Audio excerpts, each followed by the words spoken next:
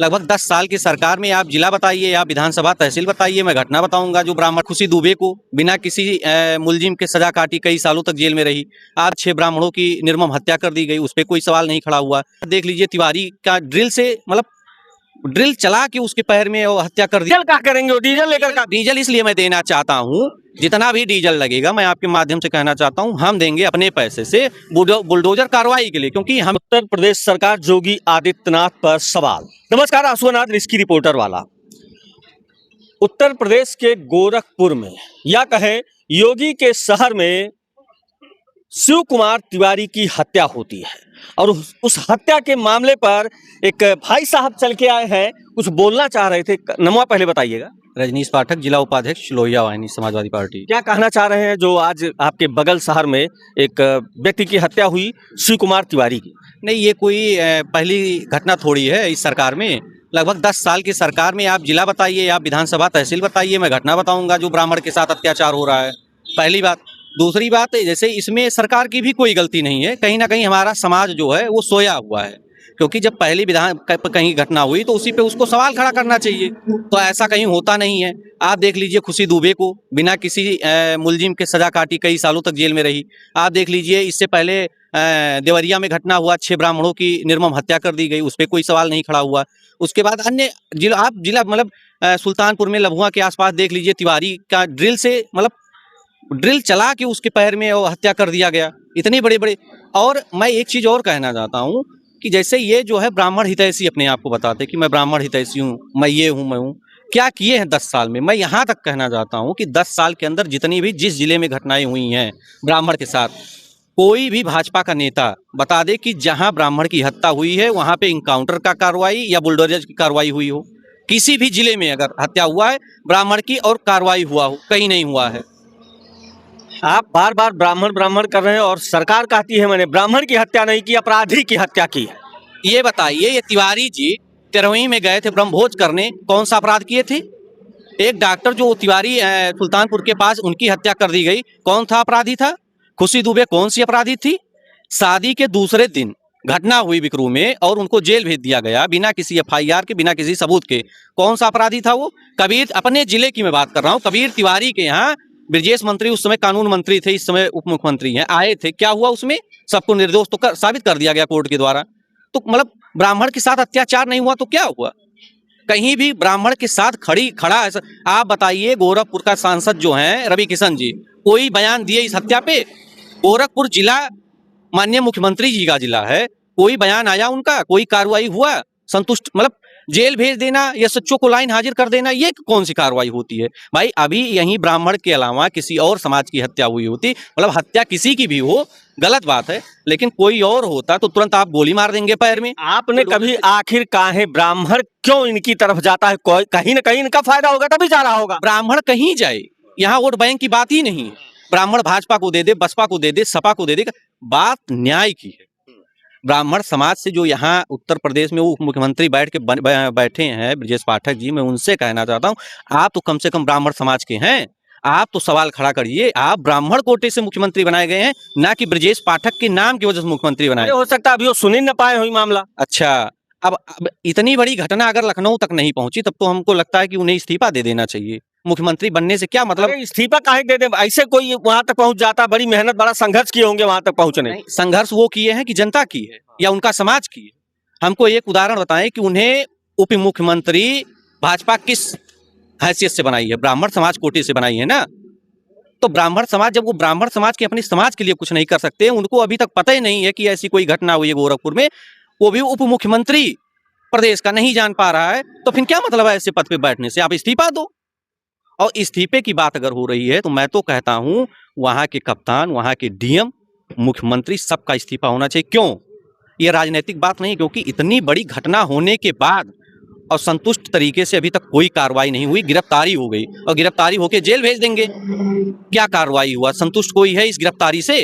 दूसरे का अभी कोई क्या कहते हैं, अपहरण हो जाए, हत्या हो जाए, पैर में गोली मार देते हैं, आप घर गिरा देते हैं, गाड़ी पलट जाती है, आप क्या हो गया? मैं कहना चाहता हूं आपके माध्यम से, आपके चैनल के माध्यम से, कि अगर उत्तर प्रदेश सरकार के पास डीजल की कमी हो, भाई देखिए असलहा बारूद तो हम दे नहीं पाएंगे, वो सरकार का काम है। लेकिन डीजल कहीं भी तो डीजल क्या करेंगे, वो डीजल लेकर का डीजल इसलिए मैं देना चाहता हूँ, जितना भी डीजल लगेगा मैं आपके माध्यम से कहना चाहता हूँ हम देंगे अपने पैसे से बुलडोजर कार्रवाई के लिए, क्योंकि हमें लगता है 2 दिन कम से कम हो गया इस घटना में, अभी तक बुलडोजर कार्रवाई हुई नहीं। तो डीजल नहीं है तभी तो, अगर ड्राइवर नहीं है तो 1 महीना हमसे ड्राइवर की सैलरी ले लें, किसी ड्राइवर को लगा के गिरवा दें, बुलडोजर कार्रवाई करवाएं। और एक सवाल और मैं बताना चाहता हूँ, अभी कुछ घंटों से मैं देख रहा हूँ सोशल मीडिया पे कि जो बच्चा तलवार भांज के दौड़ा दौड़ा के काट रहा है उसको नाबालिग घोषित किया जा रहा है। ठीक है, नाबालिग वो कागज से हो सकता है, वो तन से नाबालिग हो सकता है, मन से लगता है आपको कि वो नाबालिग है। जिस तरीके से वो तलवार से मार रहा है, वीडियो बनाने वाले व्यक्ति के ऊपर उसने हमला किया, ध्यान से वीडियो में देखिए, और उसको नाबालिग आज वो नाबालिग अपराधी है, लेकिन कल जब वो 6 महीने बाद जेल से छूटेगा तो बालिग अपराधी बन के छूटेगा, बहुत बड़ा गुंडा माफिया बनेगा। तो क्या जेल में भेज के, बाल गृह में जेल भेज के ये सरकार बच्चों को गुंडा माफिया बनाना चाहती है क्या? आप कार्रवाई करिए। और मैं कहना चाहता हूँ किसी भी समाज का लड़का हो, बालिग हो, नाबालिग हो, हत्या करना या गुनाह करना अपराध है, उसके साथ वही भावना से देखना चाहिए कि कानूनी कार्रवाई हो। नहीं तो ऐसा तो नहीं है कि समाजवादी पार्टी भी इसमें, जैसे ये भी पता लगा प्रतिनिधिमंडल गया मिलने, वो भी राजनीति करने लगेंगे? अच्छा ये बताइए, जैसे ये काम मिलना जुलना या संवेदना व्यक्त करना सबका काम है, लेकिन गोरखपुर जिला मुख्यमंत्री जी का जिला है और अभी तक कोई बयान नहीं आया। यही बगल में खलीलाबाद आए थे, कितनी दूरी थी गोरखपुर से खलीलाबाद की, क्या उनको नहीं जाना था उस परिवार के घर? लेकिन हमारे प्रदेश के मुख्यमंत्री जी का ब्राह्मण के प्रति कोई संवेदना ही नहीं है। आप कोई भी घटना उठा के देख लीजिए। नहीं, उनको आखिर नफरत क्यों हो जाएगा ब्राह्मणों से? तो प्रेम कहाँ है? अगर नफरत प्रेम नहीं है तो बता रहे हैं आप, उप मुख्यमंत्री हैं, बगले में बैठते हैं। ये 1-2 दिन की ब्याही बिटिया को ब्राह्मण समाज के और 3 साल से ज्यादा जेल में रखे, उसकी गुनाह क्या थी? उसका जो क्या कहते हैं FIR नकल है, एक बार उठा के देखिए कौन सा मुकदमा लगा है उसके ऊपर, कोई लगा है? उसके बाद वहीं लखनऊ में एडमिट थी उसकी माँ, कोई मिलने गया भाजपा से, जब हमारे पार्टी के नेता मिलने गए, पैसा दे के इलाज करवाया, सारी चीजें सुविधा मुहैया करवाई, तब जाके ब्रजेश पाठक जी शायद मिलने गए थे या फोन पे बात किए थे उसके बाद। और मैं वोट की बात ही नहीं कर रहा हूँ, मैंने कभी कहा आप समाजवादी को वोट दे दीजिए, नहीं कहा ना। मैं कह रहा हूँ कि मेरा समाज जागे, वो अपना पराया देखे। ठीक है, आज देवरिया में हत्याकांड हुआ, बस्ती में हुआ, कह तो रहे हैं कोई जिला बताइए जो पूरे 75 जिलों में जहां ब्राह्मण की हत्या ना हुई हो, एक जिला कोई बता दीजिए। और कठोर कार्रवाई हो गया हो, किसी ब्राह्मण की हत्या हुई हो, उस पर कहीं इनकाउंटर हुआ हो, कहीं बुलडोजर का कार्रवाई हुआ हो तो बताइए हमको। आप हमसे ज्यादा सीनियर हैं, आप सब कुछ जानते हैं, बता दीजिए कि हाँ इस जिले में इस ब्राह्मण की हत्या पे इनकाउंटर क्या कार्रवाई हुआ था या बुलडोजर की कार्रवाई हुई थी। ऐसा कुछ है ही नहीं। और जो ये कोटे से उप मुख्यमंत्री और सांसद बने बैठे हैं ना, जिस दिन आपके साथ आपका समाज नहीं रहेगा उस दिन आपका पद भी नहीं रहेगा, मैं आपको बता देना चाहता हूँ। तो इसलिए सबसे पहले चलिए कोई और ना बोले, लेकिन आप अपने समाज के लिए हैं, अपने समाज के साथ नहीं खड़ा होंगे तो क्या मतलब है ऐसे पद पे बैठने से? सरकार से भी कुछ कहना चाह रहे हैं? सरकार से मैं यही कहना चाह रहा हूँ कि इसमें निष्पक्ष जांच हो, और जांच की बात ही नहीं है। वीडियो वायरल है, अपराधी दिख रहा है बच्चा कि वो तलवार भांज रहा है, दौड़ा दौड़ा के काट रहा है, उसके बाद आप कह रहे हैं कि अभी कार्रवाई हम करेंगे। क्या कार्रवाई करेंगे बताइए? कार्रवाई मतलब सबूत की जरूरत क्या है? वीडियो सबूत नहीं माना जाएगा क्या? उसमें तो तिवारी जी दिख रहे हैं ना, जो हत्या कर रहा है तलवार से, वो दिख रहा है ना, तो फिर सबूत की क्या गारंटी मतलब जरूरत है? इसमें निष्पक्ष तरीके से जांच हो। और मैं फिर एक बार कहना चाहता हूँ कि मंशा सरकार की है नहीं कि इस पे कोई बहुत बड़ी कार्रवाई हो, सबको गिरफ्तार किया जाएगा, जेल भेज दिया जाएगा। लेकिन मैं फिर कह रहा हूँ माननीय ब्रजेश पाठक जी से कि अगर आपके माध्यम से मेरी बात लखनऊ तक पहुँचे तो तेल का पैसा और ड्राइवर की सैलरी जो है वो हमसे लीजिए और बुलडोजर की कार्रवाई करवाइए, क्योंकि समाज की बात है। ठीक है, आप अपने समाज के साथ नहीं खड़े होंगे तो बताइए फिर समाज कैसे आगे बढ़ेगा? बड़ी बड़ी रैलियां, बड़े बड़े ब्राह्मण सम्मेलन आप करवा रहे थे अभी 2 महीना 3 महीना पहले, और आज जब ब्राह्मण समाज की बात आई तो आप किनारा खींच रहे हैं, कोई बयान नहीं दे पा रहे हैं इस पे। क्यों? वोट का चक्कर है क्या? वोट तब देखिए, दूसरा समाज आपके साथ तब जुड़ेगा जब आपका समाज आपके साथ रहेगा। और मैं कुछ नहीं कहना चाहता हूँ, बस यही कि उचित कार्रवाई हो और बुलडोजर की कार्रवाई जरूरी है।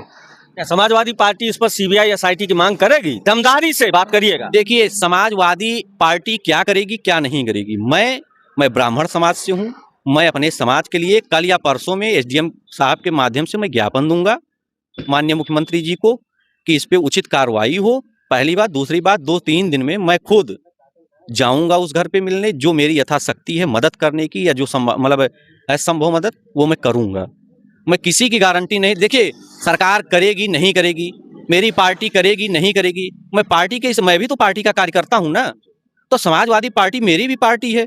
अगर माननीय अखिलेश यादव जी कहीं व्यस्त होंगे या नहीं अभी कुछ कह पाए उस पर, क्योंकि देखिए जब तक कोई सबूत गवाह साक्ष्य एकदम क्लियर ना हो जाए उस पर कुछ बोलना उचित नहीं। लेकिन मैं अपने समाज के साथ तो खड़ा हो सकता हूँ। हमारे समाज के नेता जो हैं वो तो अपने समाज के साथ खड़े हो सकते हैं। तो मैं अपने समाज को आह्वान देना चाहता हूँ कि अभी भी समय है, जाग जाइए आप, नहीं आने वाले समय में इससे भी बुरा हाल होगा। गिनती पे रहोगे, ऐसे उंगलियों की गिनती पे। और सरकार तो यही चाहती है ब्राह्मण को खत्म करना। समाजवादी पार्टी नेता रजनीश पाठक उर्फ गुड्डू पाठक की नाराजगी है कि एक नहीं हर जिले की चर्चा कर लीजिए कि कोई ऐसा जिला नहीं होगा जहां पर इस सरकार में ब्राह्मणों को टारगेट करके मारा ना गया हो। लेकिन ब्राह्मण सरकार से नाराज है या नहीं, इसका रिजल्ट मिलेगा 27 में। और जानने के लिए बने रहिएगा रिस्की रिपोर्टर टीवी के साथ और बनाए रहिएगा रिस्की रिपोर्टर आंसू के कपार पे अपना हाथ। जय हिंद, जय राष्ट्र। बने रहे रिस्की रिपोर्टर्स टीवी के साथ।